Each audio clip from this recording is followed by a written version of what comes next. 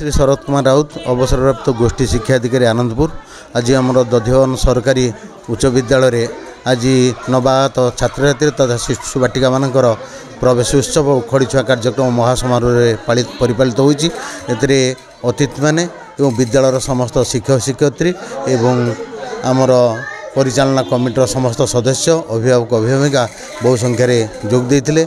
तेणु ये छात्र छात्री मैंने सब विश्वर संपत्ति से कल्पनार चित्रित धरा प्रतिष्ठा विश्व मानवता जेपरि छात्र छात्री मैंने समाज मुख्य स्रोतक आसीना अधूरा रही पृथ्वी पिला नाचे गाइबे हसबे एम हसरे प्रकृति हसब कथार अच्छी शिशु हसिले दुनिया हसे the destiny of India will build in the classroom श्रेणी प्रकोष्ठ में भारत वर्षर भाग्य निर्माण हुए वास्तव यह सरकार स्वागत योग्य अभिनंदन पदक्षेप।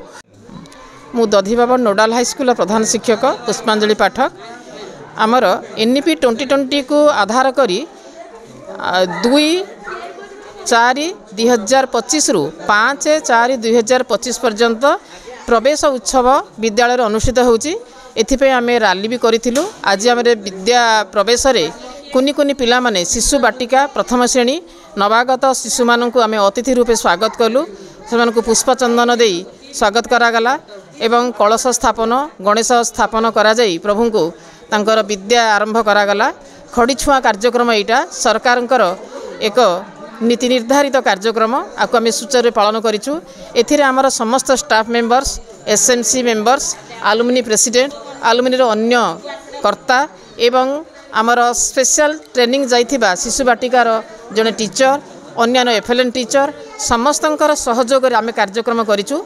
पिला माननकु आमर आनुष्ठानिक भाव में कार्यक्रम सहित सेमानकर एफएलएन एवं संख्या तत्व ता छड़ा सृजनशीलतार जो 3टी स्टल अच्छी ताकू आमे सुचारू परिचालना करिछु।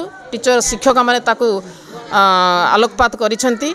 ता सहित आउ आगामी 2 दिन मध्य पिला माननकु तांकर खेलना सृजनात्मक शक्ति एवं अन्य कार्यक्रम सहित सहमत करने आम विधिबद्ध अच्छु। से आगामी 4 और 5 तारिख से विद्यालय को आसबे ता परवर्ती चिराचरित भाव में विद्यालय को आसबे। एथि सहित अन्य श्रेणीर जो पिला माने आसीथिले पंचम षष्ठ सप्तम अष्टम नवम अन्य श्रेणीर पिला माननकु भी आज आम स्वागत करिछु। स्वागत सभारे सेमानंकु विद्यालयर श्रृंखला एवं शासन अनुशासन समस्त विषय प्रति आम सविशेष भाव में धारणा देइछु।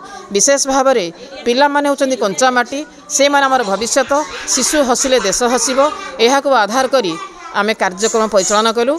आजिर कार्यक्रम को समस्त सफल रूपायन देइथिबारु मु समस्तक निकटरे कृतज्ञ हेबी।